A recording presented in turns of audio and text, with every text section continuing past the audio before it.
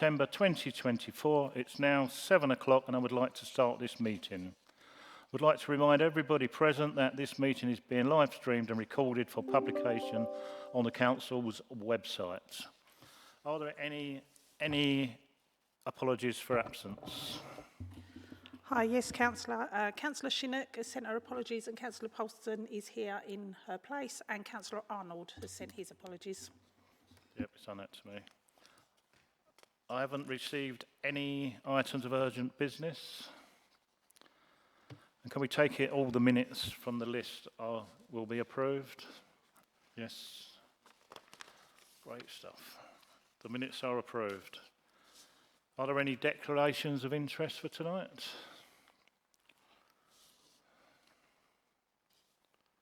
Oh, that was an easy one. Right, straight into item 5, our Q&A session, the annual report of Thurrock's Community Safety Partnership, which can be found on pages 11 to 78. Can I ask Michael to present the report, please? Thank you very much, Chair. Just as an outlay to explain to members here, the Community Safety Partnership Annual Report is formed by an external body of partners. So that brings together a number of partners. And that annual report has already gone through a process with that board and been accepted. Now, although that report cannot be changed, it is important that councillors get an opportunity to review, scrutinise and ask questions. In consultation with the Chair, I have a presentation for the board, for the committee, so that we can run through some of the main factors that will concentrate on the place area and give you a bit of background around what a CSP is for those that have not been part of this process previously. We're just getting it. Yep.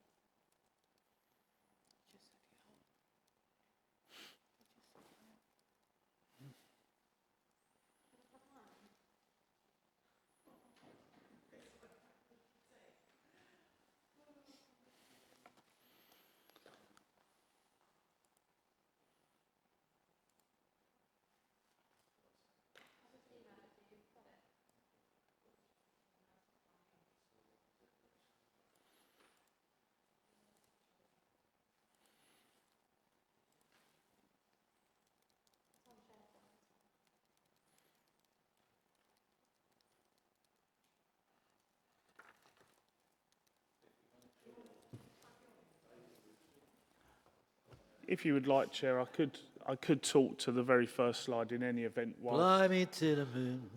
Whilst the Chair, if you would like, I can talk to the first slide to all members because that's around what the function of the CSP is. So the CSP, the Thurrock Community Safety Partnership, it's a statutory body, and it's laid out in the Crime and Disorder Act of 1998. The legislation specifies that agencies such as the local authority, Essex Police, Essex Fire and Rescue, the Probation Service and the ICB, the Integrated Care Body, must be members of the CSP. And the idea is that we are there to protect our local communities from crime and help people to feel safer. We have to implement strategies so that the board discuss and design a new strategy every year and press forward with that which tackles crime and disorder in the area. And every authority has to have a crime and disorder committee. Now, the responsibility of that committee in the new structure that has been adopted by the council falls to this ONS committee. So hence the reason this report formally has come before you all, which you would have seen in the appendices to the header report. That appendix is a full report. Yep. Next slide. So the report summarises the statutory requirement of the strategic assessment, which is produced annually, to highlight areas of risk and vulnerabilities within the borough. It rationales our priorities for next year, and it summarises our plans for the year to respond to these priorities. We aim to, the Community Safety Partnership delivers on the aims of Domain 6 within the Health and Wellbeing Strategy 2022-26. As the Chair knows, I also attend that Health and Wellbeing Board in terms of Domain 6. So hence the reason this presentation is much more focused on areas concerning place. Next slide.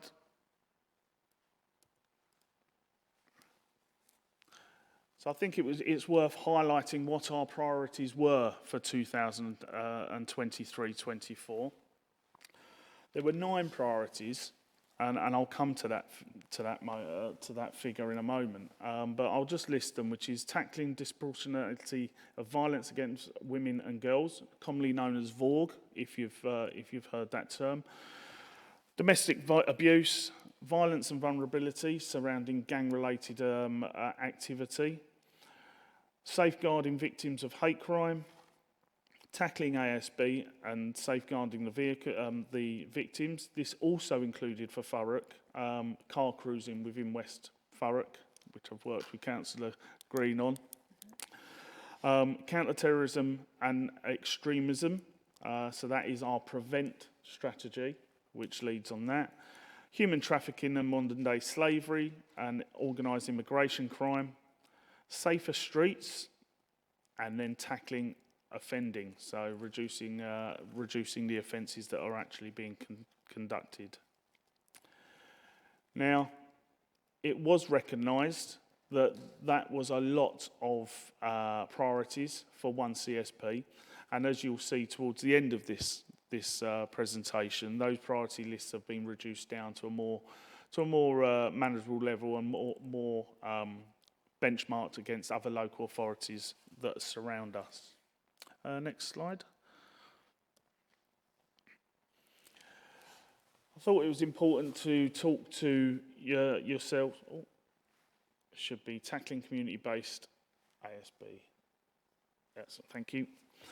Around what we do for ASB and the safer streets, because that is pertinent to what is place overview and scrutiny.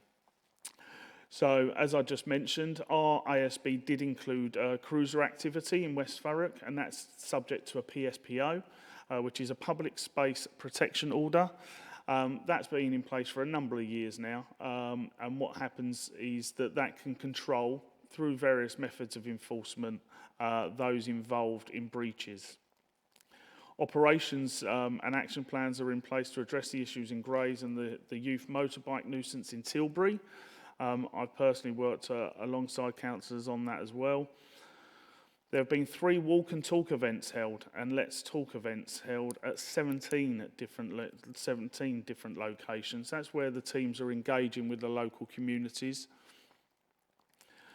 The team have also attended 5 big lunches, 3 community safety events and 7 engagement events, including 16 days of action and hate crime awareness. Operation GRIP patrols in Grays, where highest levels of violent offences are committed, as well as a monthly pop-up event is held within Grays as well to support Operation GRIP. And there's a new digital newsletter that's launched by Essex Police, which has helped on DAL engagement events, weekly articles in the CVS newsletter, over 20,000 viewed.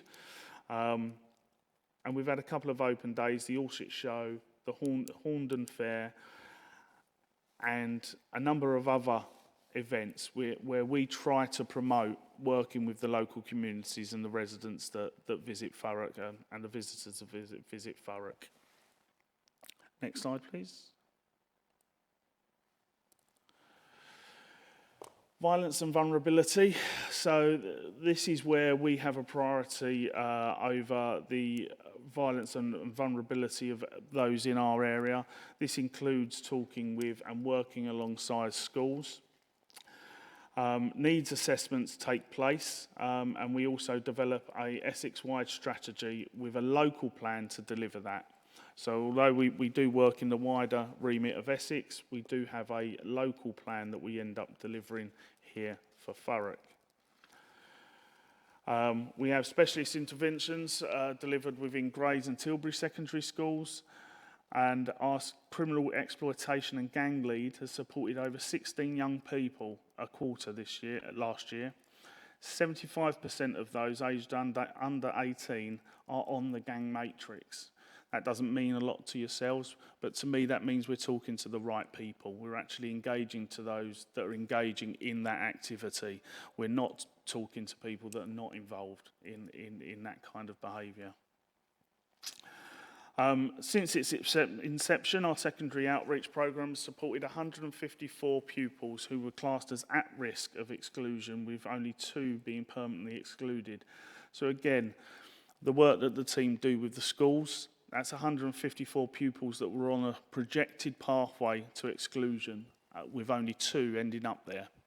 So I believe that's a good figure, and it's good work by the teams.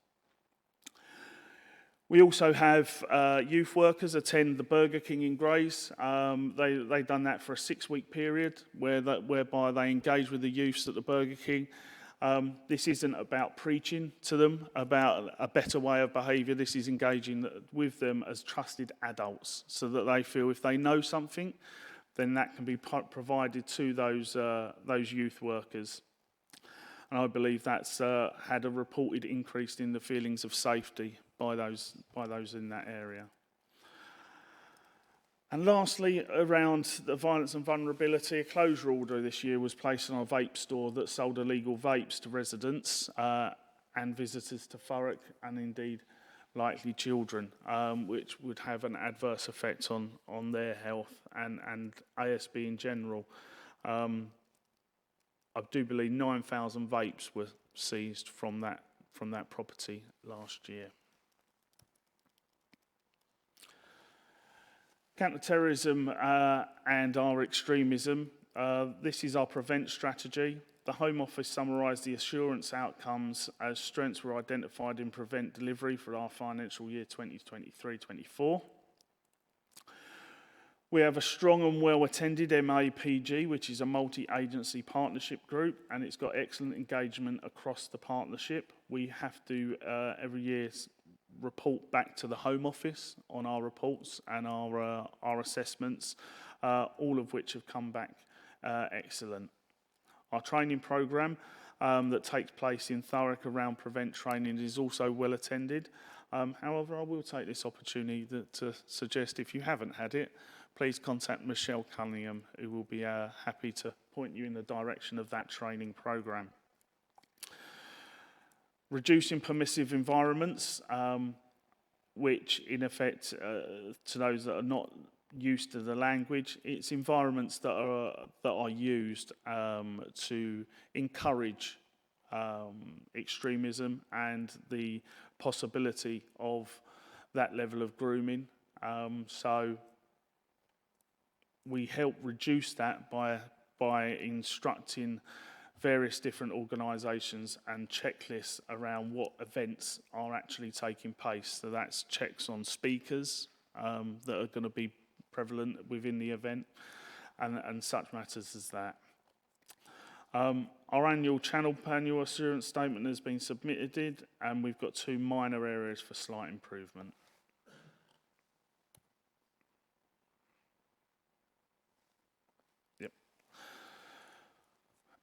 Our Prevent Partnership strategy runs from 2024 to 2027. It's developed as a local response to the revised Prevent Duty Guidance, which came into place on the 31st of December 2023, and outlines our multi-agency aim to help prevent the risk of people becoming terrorists or supporting terrorism.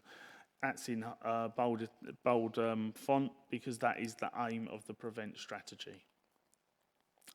It ensures that we respond to the duty placed on specified authorities, and local authorities being one of them, through a proportionate response reflecting local context and risk. These are aligned to those of the Home Office, and that we will tackle the ideological causes of terrorism. We will intervene early to support people susceptible to radicalisation, and we will enable people who have already engaged in terrorism to disengage and rehabilitate. So the performance data obviously comes from our partners within Essex Police, and key findings in this strategic assessment, residents rank people using or dealing drugs as the highest concern, which is 78%, followed by knife crime, 67.9%, and Gans County Line, 66.7%. Unfortunately, the percentage of residents who have confidence in the police in Thurrock has decreased. However, the percentage who think crime and ASB has become more of a problem has also reduced. Decrease in all crime offences in Thurrock of 747 offences, which is a reduction of 4.4%. Oh, sorry. Slightly lower than across Essex, who had a decrease of 6.8%. Notably, the decreases were seen in offences of violence against the person, minus 10.6, burglary, minus 1.2, domestic abuse, 11.2 reduction, hate crime, 11.9 reduction, and robbery, 3%. Increases were seen in reports of vehicle crime, so that's increased by 10.89%, and theft offences by 7.3%. Across Essex, there was a decrease in incidents of ASB reported to the Essex Police of 55.3% compared to Thurrock, who had a decrease of 32.7%. The wards of West Thurrock, Purfleet and Lakeside, Tilbury and Grey Central accounted for 45% of the reported ASB. I will remind all that ASB includes on this borough the car cruising issues. Domestic abuse decreased across all harm levels with an overall reduction of 11.2%, and hate crime in Thurrock remains high, unfortunately, with 2.66 offences per 1,000 population, compared to the lower figure of 2.07 offences per 1,000 in the generalisation of Essex. Next one. This comes on to our priorities for 24-25. As you can see, we've reduced that down to 5 priorities: breaking the cycle of domestic abuse, safeguarding victims of hate crime, engaging with residents to tackle community-based antisocial behaviour, preventing serious violence, and remains tackling VORG. In addition, the CSP will ensure all the plans and appropriate governance is in place to deliver our duties to the prevent duty and our reduce re-offending. So we have made some commitments around these priorities. This is a domestic abuse duty. Conduct a 3-year needs assessment to determine the level of need for support within safe accommodation. And we've identified any new needs and responded to these through the implementation of support services. Submit a voluntary quarterly and annual data to DLUC on support services within safe accommodation, and our outcome was that we understood the trends of service use occurring in safe accommodation. That's in the annual report, and the Q1 is now complete. If we go to the next slide. Our prevent duty. The main points here is that we have an action place in place by the end of Q1, which we do. We have regular training sessions, 9 across the year. But as I say, if you haven't had one of those and you would like to, then please do contact Michelle Cunningham. And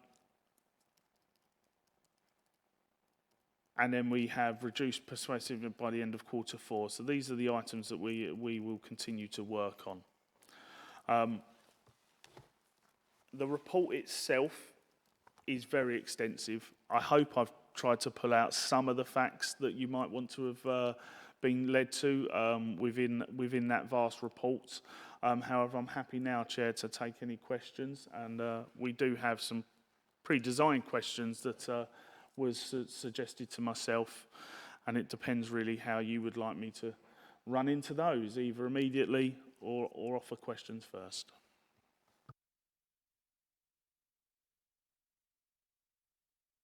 Right, can I start with a couple of things? The performance data. Notice there's no mention of drug dealing, although it's widespread across Thurrock.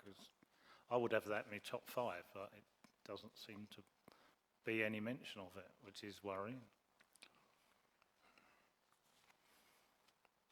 Obviously, the data is provided by Essex Police at this point. So what I can do is if the board, the committee would like to know some of the data around drug offences within the borough, I'm certain I could get that from Essex Police and present it to you all. I'm just shocked it's not even mentioned.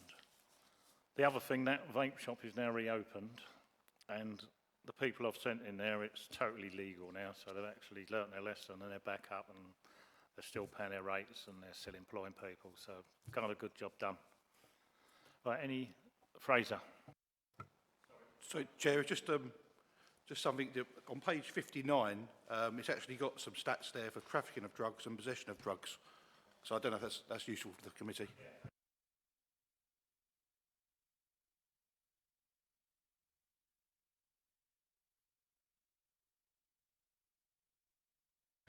Thank you, Chair. On page 13, it brings up about Operation Sacred is in place with regular visits to all faith groups. As we're all obviously councillors, I've not had anything to be involved in that. Do you feel we should be, as councillors who are embedded into our local communities, we should be brought into that operation more? Certainly, I don't think that you'll have an officer from the Community Safety Partnership say that they don't want any engagement with the councillors.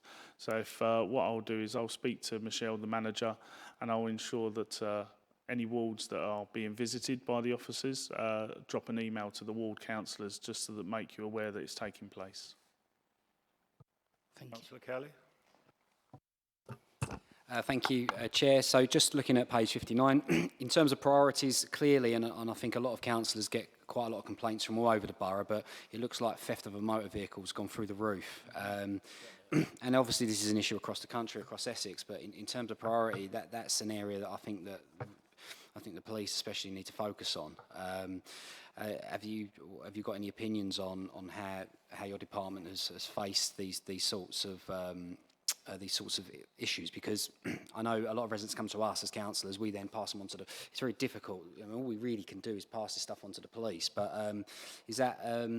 obviously, it's a growing concern, theft from a motor vehicle in Thurrock, especially. Now, I can understand the concern from residents. I think what we have to try to remember is that the Community Safety Partnership is quite focused on the deliverables that the partnership has the ability to come together and decrease, such as reoffending, rehabilitation, and then preventative measures. In terms of vehicle crime and such, Essex Police will have their own operational capabilities that they'll take on board and they will deal with. All I can say is I would fully recommend that any reports that are required to be put forward do get made to Essex Police so that the statistics are a true representation of what's happening on our borough. Councillor Green? Thank you, Chair. In the report, it says that, rightly so, that residents have a decrease in percentage of residents who have confidence in the police, and Thurrock has seen a decrease in all crimes. I believe that they're linked to each other, because people have got a decrease of confidence. They actually won't report crime. Is there anything we're doing to actually go to residents and actually promote reporting? The argument that is always put out by myself is please report. I know it's, unfortunately, there is a culture of reporting on Facebook and other social media outlets. Unfortunately, that kind of reporting never makes it to the official statistics. So as councillors, I always urge you to ask residents to report to the police formally so that the data can be collated. Although the police are not here and I can't answer for them, if they know something's happening, they can deal with it. If they don't, they can't. And I'm sure that would be a message echoed by Essex Police. In terms of the CSP, we do engage with our local communities. As pointed out in my presentation, there's a vast amount of different events that the teams attend, and throughout that, although I can't give you the specific messaging, obviously through all those events, it will tailor to reporting crime. What are your concerns? What are your worries? And that is the role of the CSP. While you say that, and it is right to report things, and I understand that the police want people to report to get the statistics so they can put in more results. We do have a culture of people are too scared to report in case of repercussions from gang violence, drugs, whatever. We may go to residents, say report to the police, use Crime Stoppers, but they're still inclined not to do it. What do we do then? Because it will then conspire into something else. I think all you can do is advise people to report a crime, and that's all anyone can realistically do. It is up to the individual whether they want to report it or not. The only other aspect or angle that could be looked at is if you are being told of a crime, you may be able to report it yourself to Essex Police. However, you should highlight that that's not coming from you, that's from a third party. Councillor Massey. Thank you, Chair. A quick question from Michael. On page 16, it says there are no known county lines operating in Thurrock, but there are 3 drugs lines. What's the difference between a county line and a drugs line? Now, please don't take this as the official answer, because I am not from Essex Police, as you all know. But the difference to me would be that that's localised. So you would have a localised drug line, which would be controlled by and used by those people in the area. A county line is very much a distance line, so they could be positioned in London, Manchester, Liverpool, and that line is active in our area. So that is what that explanation means.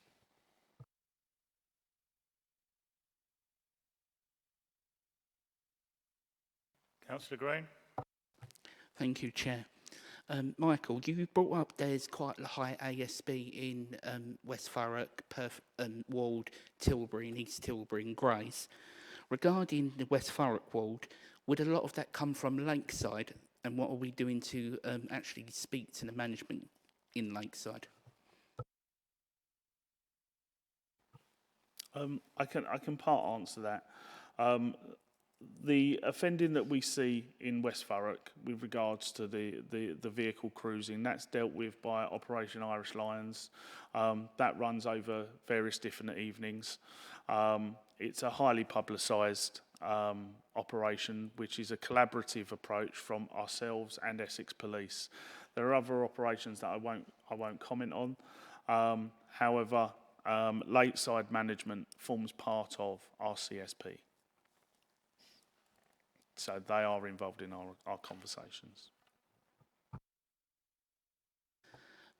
While they are part of the CSP, we still see continuous crime coming out of Lakeside on local press, on local issues. Even I know as the ward councillor and Councillor Watson as the other ward councillor, we've pushed the police to address Lakeside more and be more adapting to Lakeside, but it seems to be getting worse. What can we do to address it further? I can't speak on behalf of Lakeside as an entity. What I can, however, do is take away your concern, and I can raise that at the next meeting with the CSP.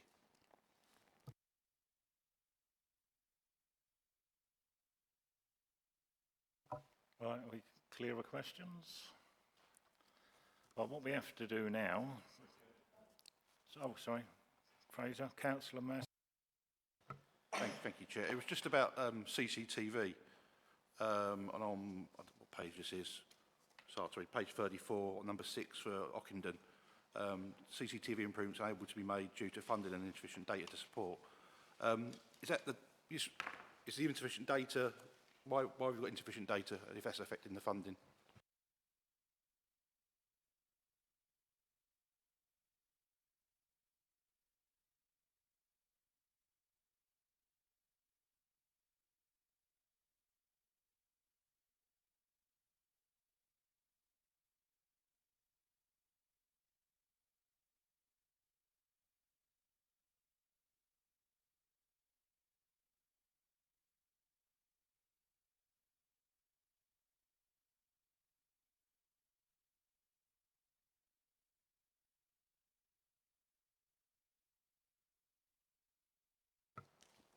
Thank you for that. I mean, it's only because in East Tilbury we had some Section 106 for some planned CCTV that hasn't happened as yet. And I didn't know if it was for... It'd be handy to know what that data is if you could come back to us offline. And yeah, just so if councillors and members then, if it's a particular part of the community, we can encourage them either to do reporting or on how to do it. And if it's going to affect future CCTV, I think that would be useful for us. So yeah, thank you for that. Certainly, I'll come back with the detailed statistics. What I do know is it wouldn't have been 106 money that would be being considered for that particular grant.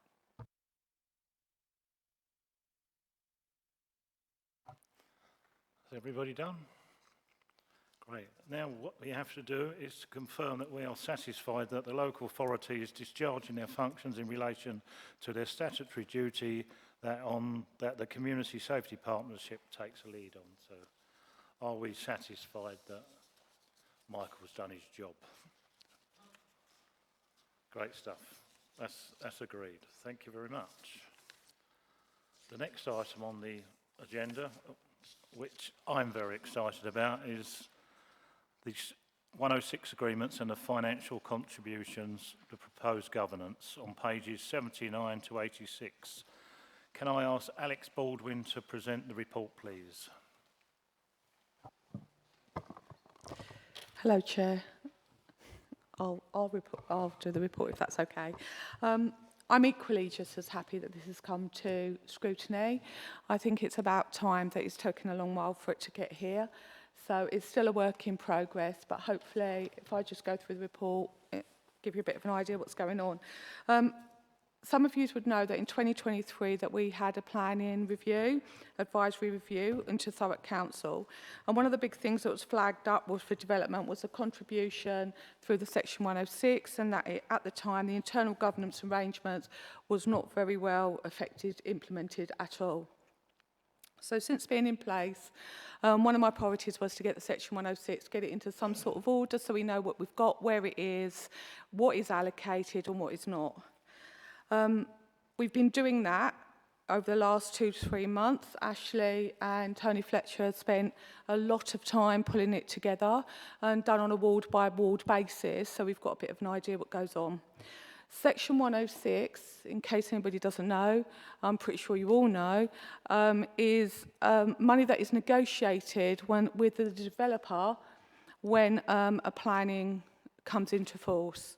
That Section 106 is negotiated, it's then enshrined in law, and we can't change that Section 106 agreement unless we go through a legal process.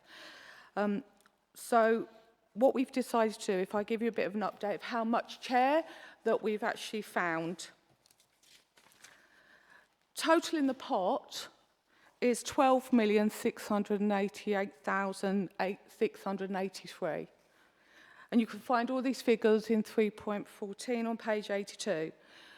11 million has been committed into projects that has been agreed through negotiations with the developer while going through the planning application.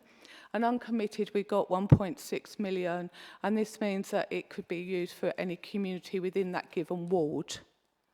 So it's all based on wards.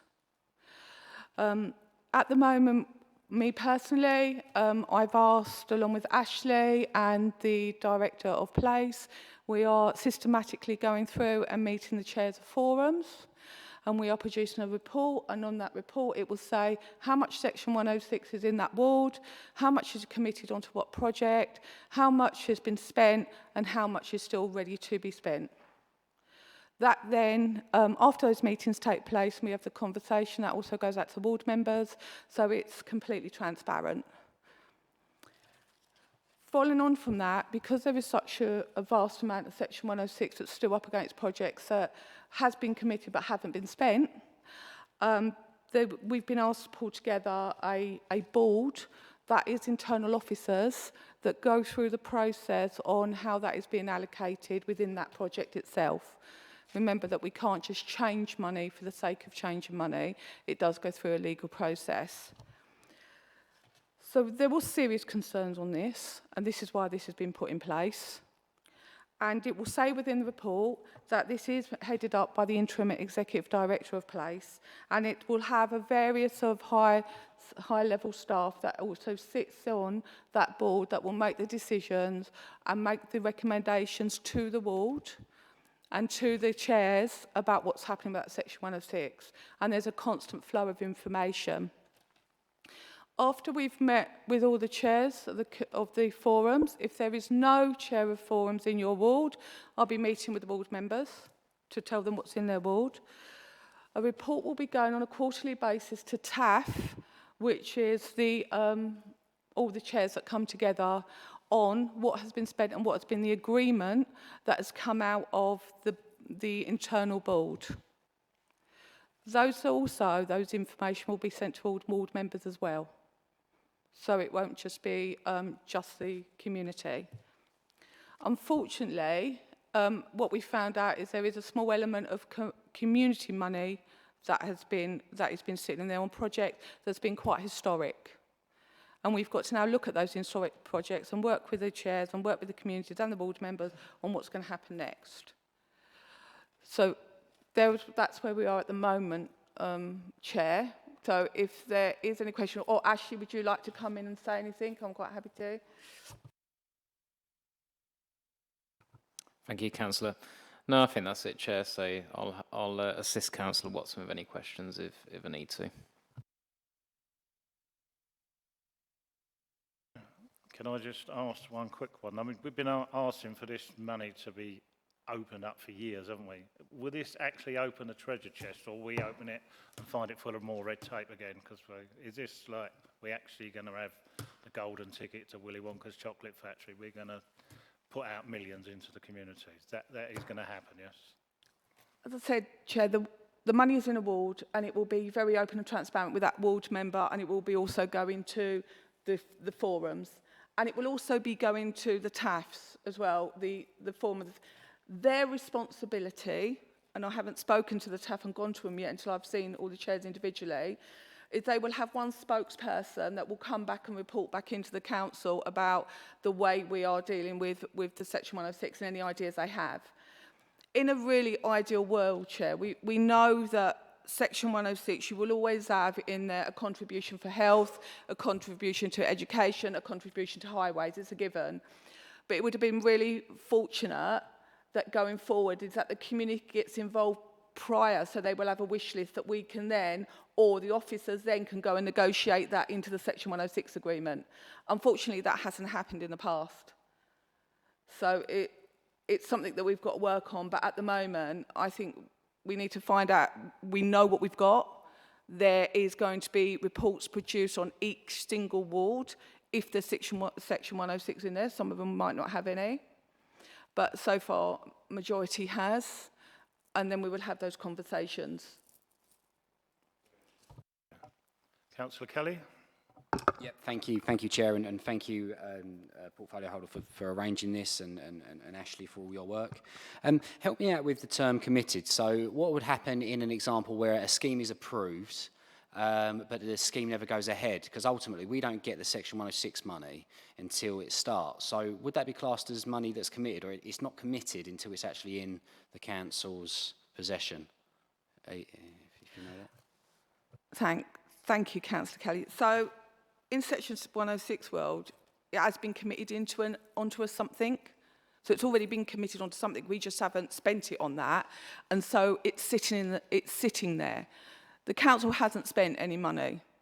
That money is sitting in the bank, effectively.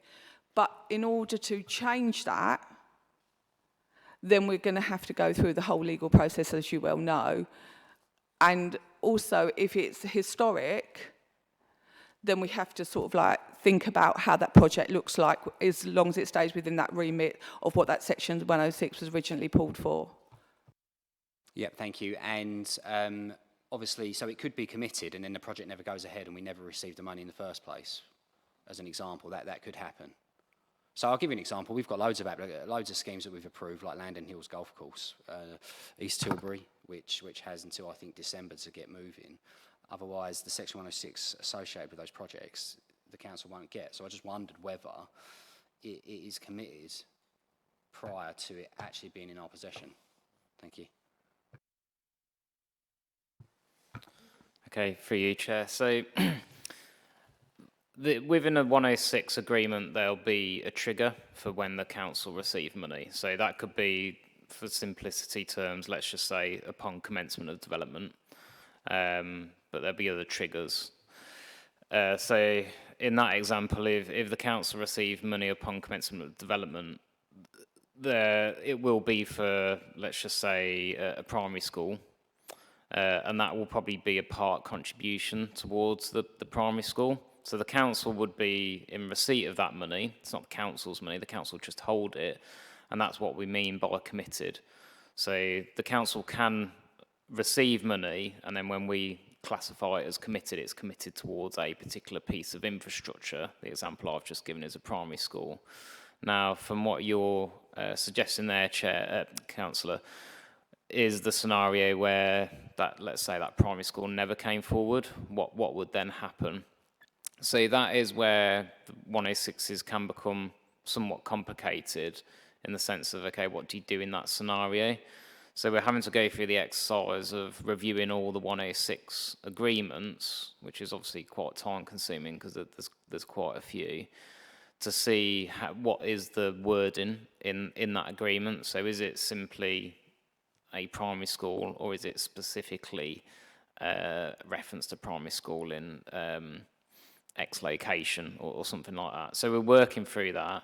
Now, if it was the case where it was very tightly defined, which is not unusual within a 106, then that does create a challenge, but we're working through that at the moment because you can't simply just reallocate that money for something else. But the reference to committed within this report specifically means it's committed towards a particular type of infrastructure, and then the department is then, the relevant department is then to take that forward at the appropriate point in time. Okay, thank you. And just a couple more, is that okay? Thank you. And then, so obviously it's great to see that this might be coming back to place at a later date. So I assume we'd obviously have a breakdown of what work you guys have been doing behind the scenes, the Section 106 money and its commitments. Because obviously we can't see this. All we see at the moment is money, but we don't see what projects, what areas. So at a later date, I assume we would get a breakdown on what the council's thinking was and how that process is being effectively progressed. Yes, and we've already got the breakdown, but I wanted to sit with the chair of the forums first and the ward members to go through it, because it has been controversial between wards, believe it or not. So the answer is yes, and I think that this should come back here again, and I think you should be able to go through and you should go and scrutinise what it is as well. But remember, I also, at the same time, you will receive the report exactly the same as what the chair of the chairs of the chairs will receive as well. That's a given. So you will see absolutely everything. The other thing, the question that you asked previously, Councillor Kelly, about the monies, that's happening in Purfleet, because what's happening in Purfleet is there's been Section 106 money put aside for a primary school that's never happening. And it's just sitting there. And that's one of the issues that we've got. It is sitting there, but it's what else we do with it, and if we can do anything with it. Right, thank you. And then one last one, and then I'll hand over to anyone else who wants to ask any more. What happens is, so Section 106 can be very specific. So if we're looking at a scheme and you're losing a particular, let's say a sports facility, a lot of the time Sports England will come along and go, well, look, you need to replace this with like for like. You're obviously going to be taking this, and then Section 106 money will come up based on that. They'll say, oh, well, you need 200,000 to replace that facility. That then goes off into the community in the forums. So obviously the forums would then effectively have to abide by the terms of why the Section 106 money come in the first place. For example, if it was to replace sports provision, it then wouldn't be able to be used for, I don't know, a cycle path, just for an example, if that's what the forum wanted, or it may be that can be changed. Where do we stand there legally on Section 106? Thank you.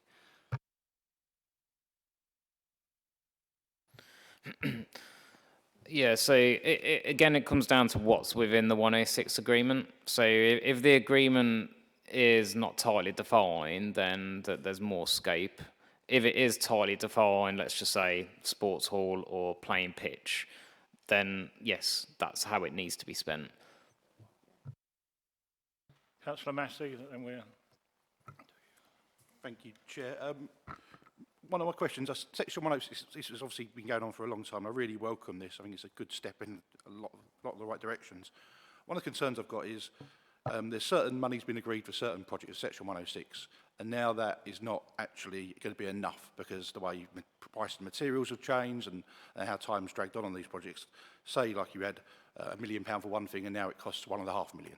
So have we got anything in place in these agreements in terms of interest or percentages to protect that money so that it's actually so it increases rather than just stays at a static amount? Thanks, Councillor Massey. So we're actually speaking to finance about that right now, about if there's any interest, how that works, how it goes. So the only thing I can do is I can come back and say what the answer is at a later date, if that's okay. But totally get your point, because there is some historic Section 106 here that has not been spent. And so the cost of build have gone up as well. Thank you. Councillor Day?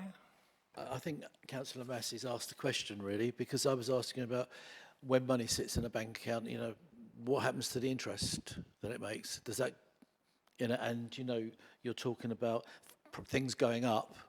Well, that might help the costs of dealing with that. So that I think Massey's asked it, so I've been interested to hear what comes back.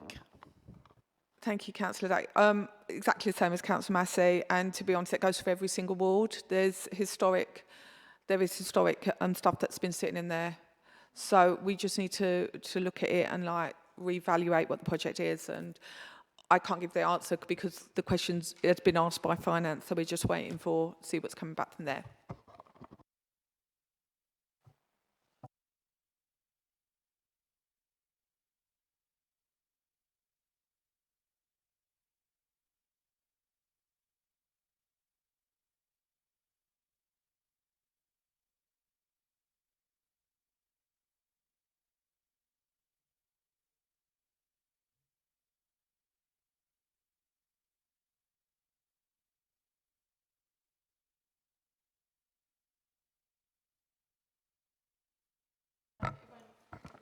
Okay, thank you, Chair.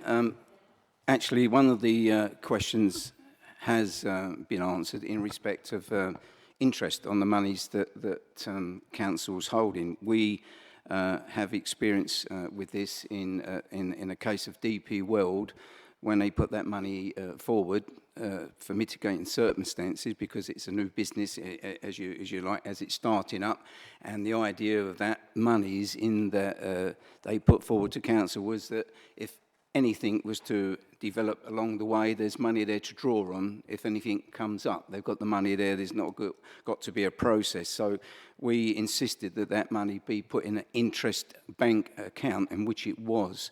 So obviously the question has just been asked that all monies in the bank account, and adding to that, if monies isn't spent, say like as you proposed, say on the sports hall, say that's what it's put forward for by the developer, and it isn't spent, what happens? How long does that sit there? Or do we go back and say, actually, we don't need a sports hall, but what we do need in this area is this? You know, is there a criteria where you can, you know, think about it logically? The money's sitting there for that ward, but actually isn't going to be spent on a sports hall.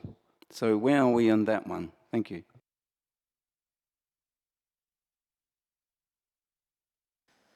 Yeah, so Councillor, in terms of the length of time, the time that the money can be held and the time of the agreement is defined within the 106. So every council across the country has to kind of manage that situation, and our sort of premise is to try to sort of make sure that money is spent. But there'll be time limits within the 106 where if the council have not spent the money, then theoretically it would have to be repaid. But obviously we try to avoid that at all costs.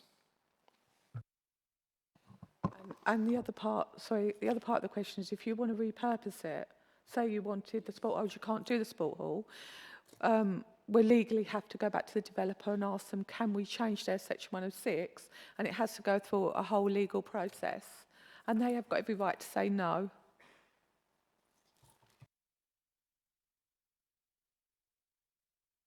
So what is the time frame for holding that money before it's handed back to the developer? And can we not try and implement a new terms of agreement with developers that leads it a little bit more, should we say, open for us to use that money in a better purposes? Thank you. So the time frame is defined within the 106, so that can vary. So it's not a set time on each one. In terms of making them as flexible as possible, that would be great. And when we're trying to negotiate 106 agreements, we'll try our premises to make sure infrastructure is provided. So yes, we will endeavour to do what we can. We do have to work within the regulations. So it comes under community infrastructure levy regulation, and there's tests there that we have to meet. And that's it, but it's a legal process, so we'll have legal representation and the developer have legal representation. And in terms of what then goes into the 106, it becomes a legal exchange, really. So from a pure planning point of view, yes, it would be great to have that flexibility. The reality is the rigidness of 106s is drawn out through that legal process and being compliant with the tests in SIL. Which is effectively Regulation 122 and 123 within the Act. And for me, I think utopia would be for us is like get to the point when we're negotiating Section 106, we already know what the community wants, and that way that can be part of the negotiations when the officers are negotiating.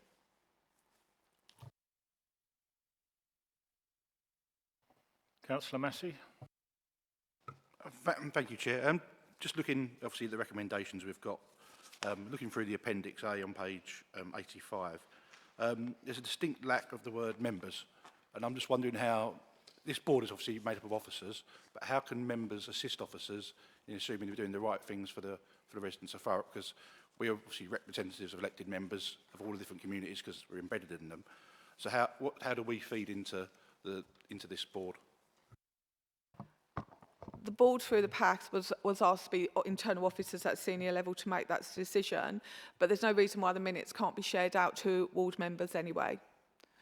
And also, as I said, there will be that ongoing dialogue between us and between like the community as well. It's so important that you know exactly what's going on within your areas on Section 106.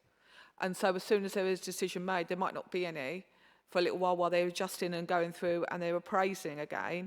But as soon as there is a decision made or there's anything spent or anything like re-looked at that's a repayment that you can repurpose, then the board members as well as the chair of the community forum will know. Yeah, thank you. That's precisely the type of answer I hope you'd give. Because yeah, I think the transparency and also keeping members informed is what's been lacking, and I think that will be really welcomed by all members. Thank you. Thank you, Chair.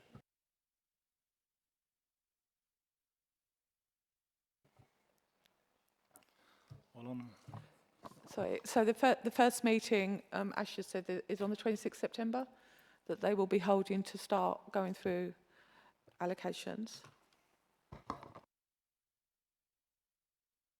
Well, on recommendation, should we consider putting our full weight behind this with just a Councillor Sisterton. thank you. Just where you say it's all ward-based, does that mean that any development in a particular ward, the 106, will remain in that ward? Because I was previously under the impression that it went into a central pot and then it was decided Thurrock-wide. So, thank you, Councillor. So, it depends what was in the negotiations at the original onset. For instance, there was a negotiation on one. I can't remember what ward it was, but it had like a contribution for sports facilities across the borough. So they have used bits of that in other the borough. Don't know why it was worded like that, because generally it will be for that borough. The other thing as well that it could happen, if I take the example of going forward Tilbury, Tilbury's got Lidl's. Lidl sits on the border of Chadwell. And it may be that Section 106 will go between both of them because it's right sitting on the border, on the impact of the roads or anything community sitting there. But generally, it will probably stay within the ward itself.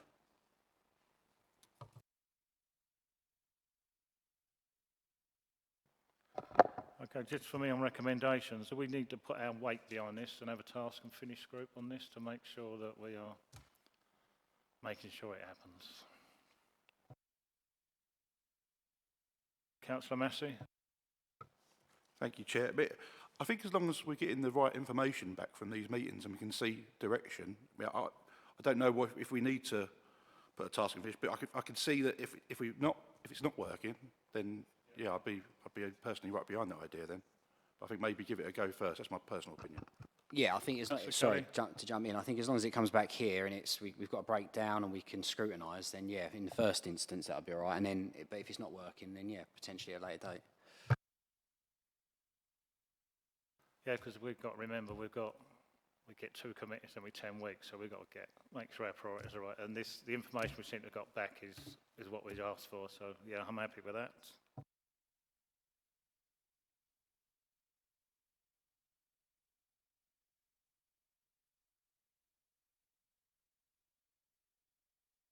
Hello. Yeah, the Place and Overview Committee to approve the proposed Thurrock Strategic Infrastructure Board arrangements. Agreed. And Fraser's touched on this one. The Overview and Scrutiny Committee to approve the draft terms of reference Appendix A on pages 85 to 86. That's agreed. Oh, sorry. Councillor Watson. That's okay. Some of you have already received your report. The other reports are coming for you. We're going to be giving like bi-monthly or quarterly updates into TAF. Is that sufficient enough to come here, or do you want it more on every meeting, or how would you like me to come back with the information, Chair? What does the committee want? Quarterly? Quarterly unless anything major jumps up, then quarterly is fine.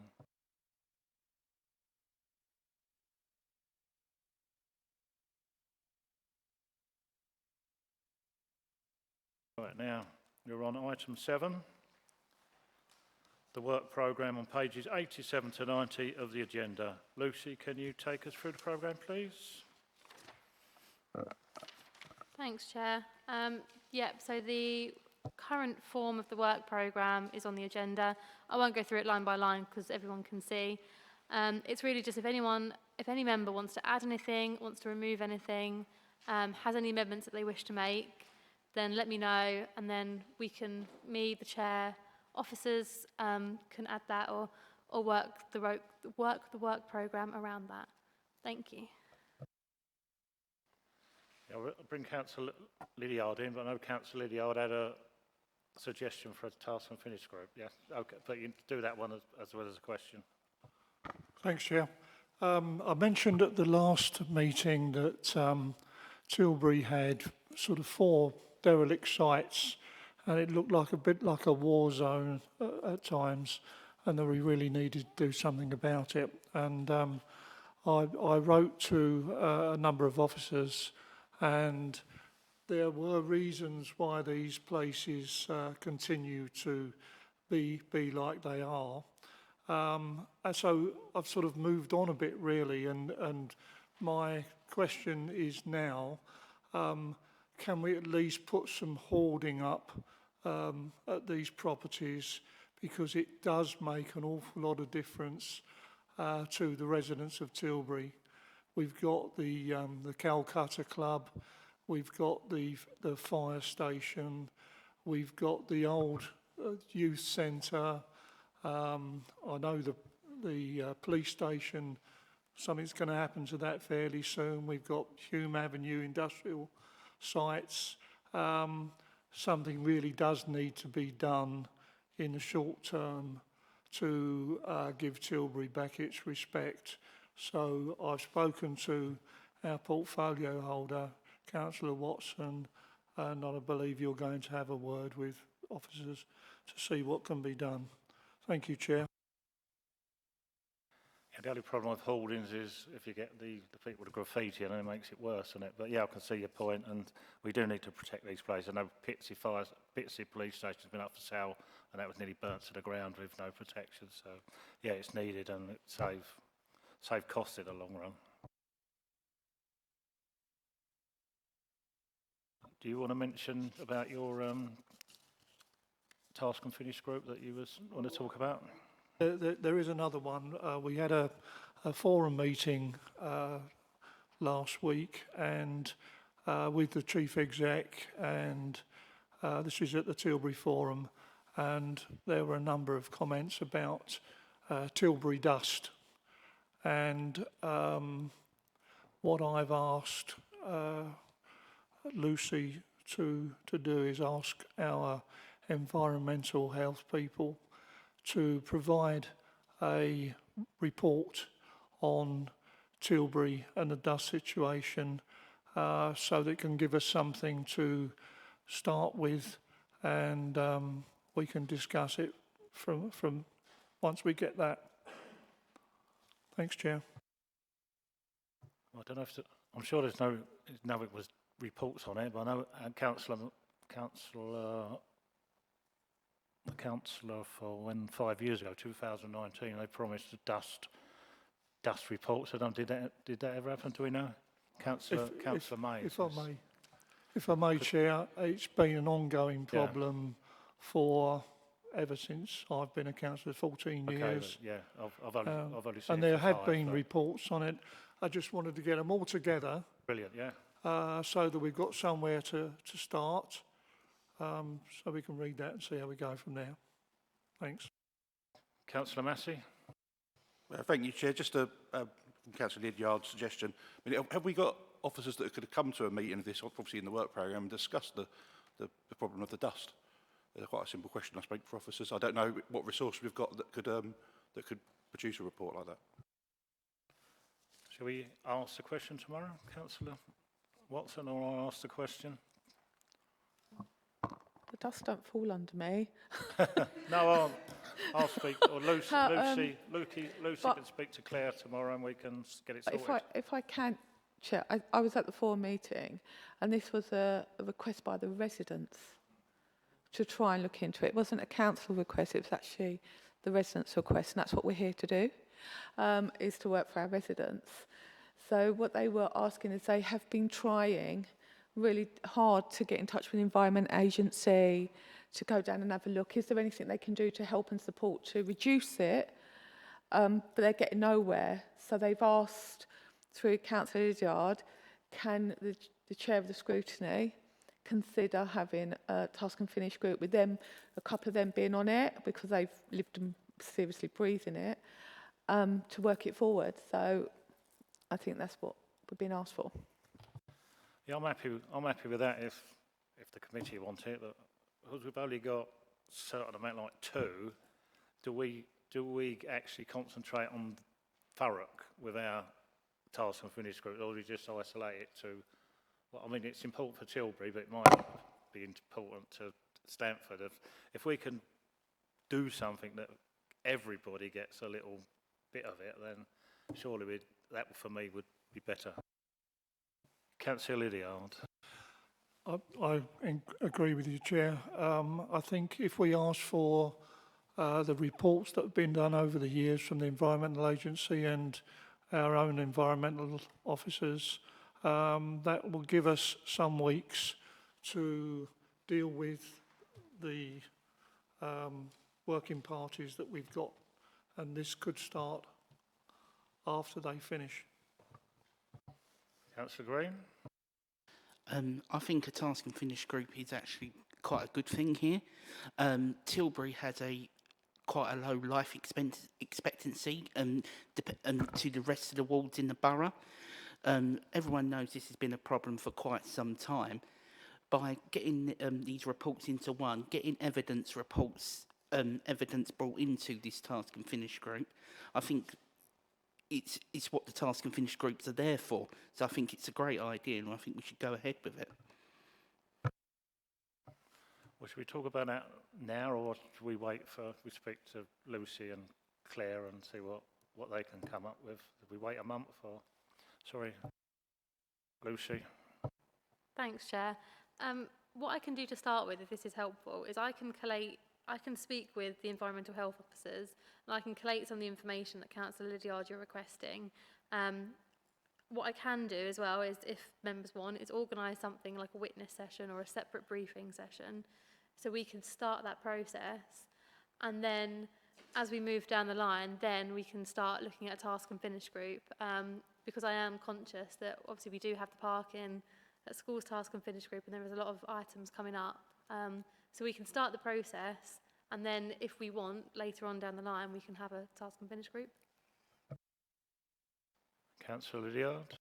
I think Councillor Green put forward a good point, actually, that the reason they want this dust review is because of the mortality rate in Tilbury. It's a little bit worse than everywhere else. And maybe we could get the statistics on the health side as well, all into one report, and that will give us an overall sort of view of what's going on. Thank you. Right, can we, Lucy? So can we sort that for the, well, unless we want to do it a task and finish group now, can we wait for the month and then get someone to report to us, and then we decide on that day? No? Okay. The issue there I've got with that, Chair, is you can only have 2 task and finish groups running at one time. If we wait a month, that's 4 weeks, and then a potential 8 weeks gap. So then the parking one will be, and then we got another one. We could get this done and get 2 good solutions done for Tilbury and the borough wide, and then maybe in 10 weeks' time, we got another 2 items we want to bring forward. I don't think we should wait. I think we should agree to this now and get this started. Okay, well, we're going to, anybody on the views of that? We vote on it, or Councillor Lydiard? I think we might need to ask Environmental Health and the Environmental Agency and the health statistics people how long it will take to get all this information together. Because if it does take a few weeks, that will determine when we start our task and finish group. Councillor Polster? Thanks, Chair. I know I'm not a regular member of this committee and I'm only here for one session, but I would say on the back of that, that if we have a task and finish group now, we run the risk of having one at every overview and scrutiny committee, and I feel like that might be a bit excessive. So if we wait and get the reports back from the officers, it may actually tell us what we want to know first, and then there might not even be a need for one. So I'll leave that. Councillor Massey? Thank you, Chair. Similar view, I think if we go up to 2 now, I get why you'd like to run them concurrently, but I also feel in terms of time and resource, it's going to be tricky. And we still, about 20 minutes ago, said we might have one for Section 106. So we still don't know if we're going to need one for Section 106 going forward. So I think maybe get some stats and some data and then decide what we want to do, go from there. Yeah, well, I would prefer that, but it's you guys are the committee, so you decide what you want me or us to do.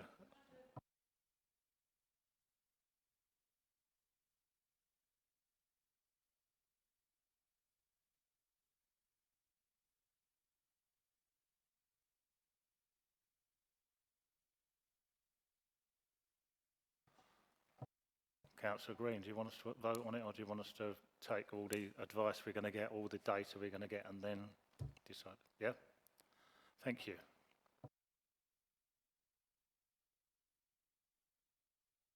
I think it's wise. I've been listening to this for 5 years and nothing's happened, so it is a serious problem. We do need to cover it, though, but it is, well, it affects probably all our health. I mean, it's not just if you live in Tilbury, so it is really, really important. So we're not low grading it, but I think we need to know more about it. And this group is actually pushing something that's not been done. So again, that's an achievement that we've got through already.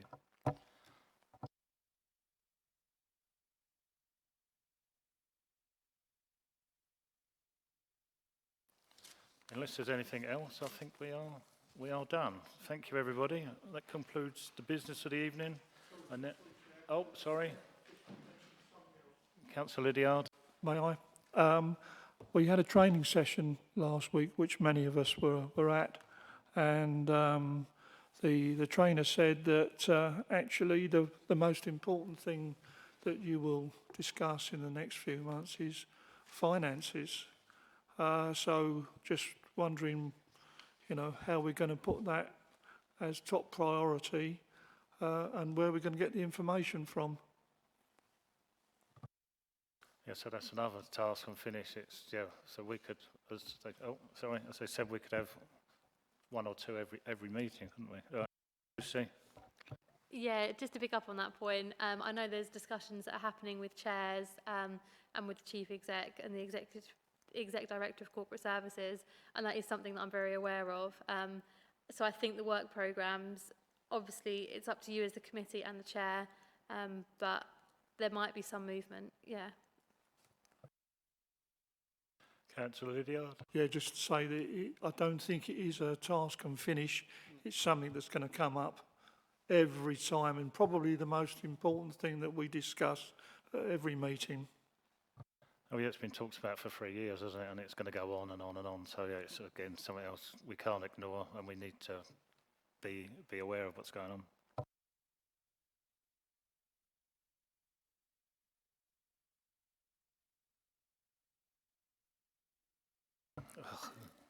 Thank you, everybody. That concludes the business of the evening. I now declare this meeting closed at 8:14.